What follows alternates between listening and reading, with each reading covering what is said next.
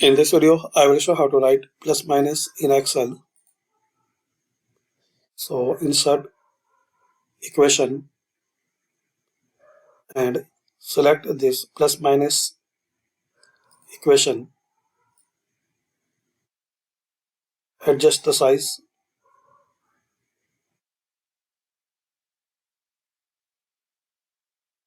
Now drag and drop anyway.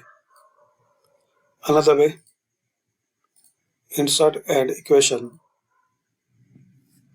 Slash and write PM. Then press spacebar one time.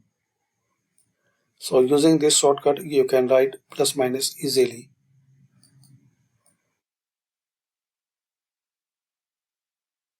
Thanks for watching.